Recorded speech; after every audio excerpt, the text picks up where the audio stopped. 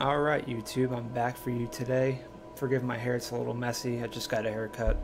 I'm gonna start doing my videos a little bit different than I have been, although I've only done like 2 videos, but instead of actually giving the score in the video, I'm actually gonna start giving it in the description of the video. That way you can just see it there, and you'll know, you'll obviously have a feeling for what I think of the fragrance, but you should always watch the video because I explain how it smells, at least to me, and you can make your own decision from there. So for today, actually, I have David Beckham Homme. I don't know if that's viewing pretty well. You can see the bottom, possibly. And just, giving you a general idea of the bottle. It's just pretty much a plain plastic. At least I think it's plastic. It could be aluminum. I'm not particularly sure. And the sprayer is actually really good. It sprays nicely, as you see. It's a little bit, it has a little bit of a, at the end, like a drip from the spray, but it's nothing too horrible that you can't deal with. So yeah, I'm not even going to be doing the ratings anymore in the video, but I will be giving you the notes, as always. And if you haven't checked out the David Beckham line before, I suggest it's something you should do. It's a fairly cheap line, it's nothing expensive. It's not something you're going to find in Macy's or any of the higher end department stores, but this is good for the price. It's good juice, at least to me. But in general, the David Beckham line seems pretty decent. I've tried a few different of the testers at my job, and I think Signature is actually pretty good, and also Instinct, or Pure Instinct, one of those. I think there's quite a few Instincts actually, and quite a few flankers of that kind. And to get into the perfumer for this one, he's actually Pierre Negrin from Feminiche, I think that's how it's pronounced. And he's actually done a few fragrances that are in my collection currently, which is Calvin Klein Encounter and Sean John's Unforgivable.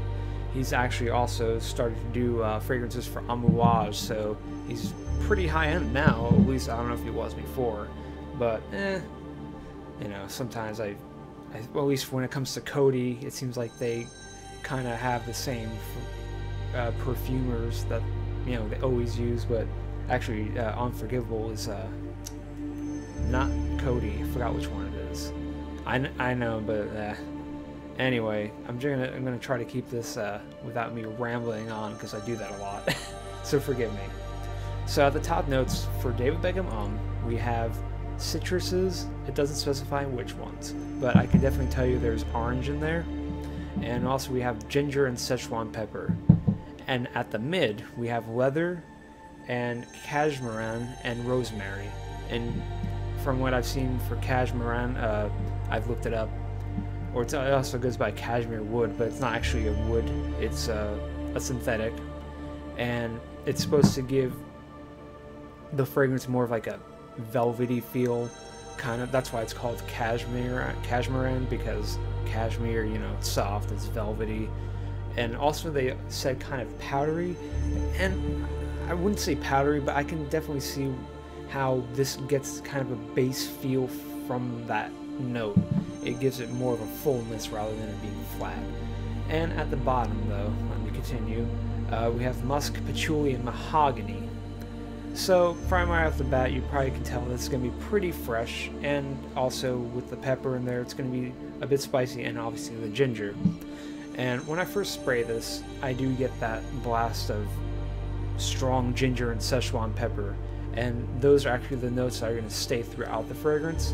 So that's something you're going to be getting a lot of. And but even though that's the case, it actually let me just spray this now. Got the alcohol glass, let me just give it a couple seconds. Yeah, right off the bat I get the orange, or at least I believe orange is some sort of a citrus. And actually some lemon in there. I can definitely smell the lemon now. It gives a bit of a zesty sweetness to it. And then you have the Szechuan pepper and the ginger. Now, the ginger and the Szechuan pepper actually stay throughout this fragrance. So if you're not a fan of pepper or ginger, you may not like this fragrance because of that. But I suggest you at least check it out anyway because it's pretty nice. It's very nice.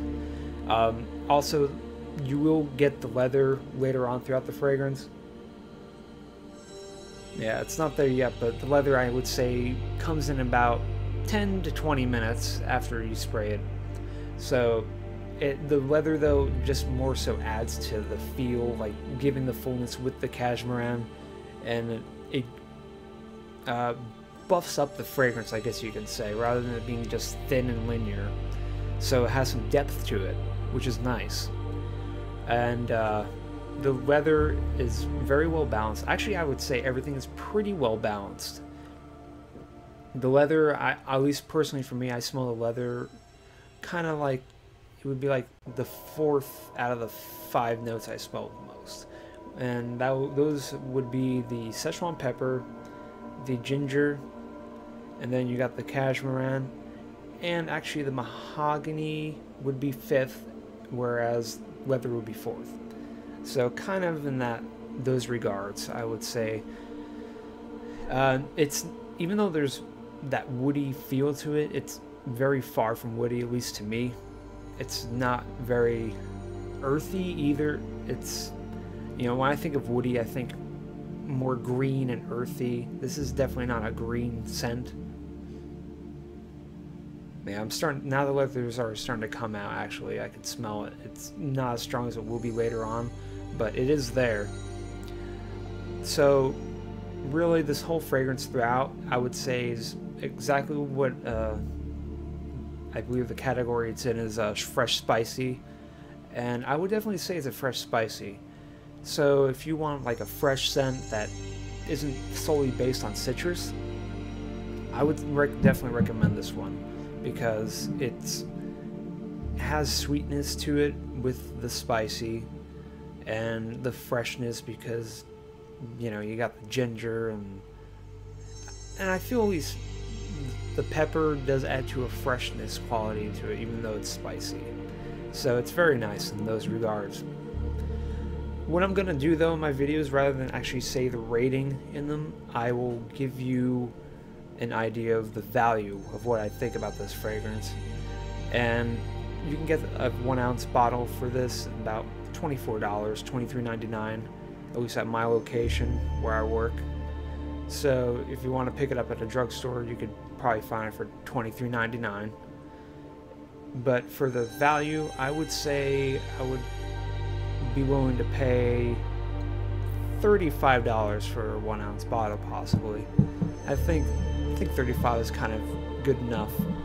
So the fact that I'm actually increasing the value for it means it doesn't smell cheap. It definitely has a bit of a high-end feel to it, which is nice. You know, you're getting a bang for your buck. If it's something you don't want it to smell cheap, this would be definitely a good one to go for. And that's pretty much all I have to say for this one. I will give you the rating in the description. Because of what I feel for this fragrance, it's going to be probably around a 7 in average. It's very solid, and if you haven't checked out the David Beckham line, I definitely suggest you check this out and start with this one.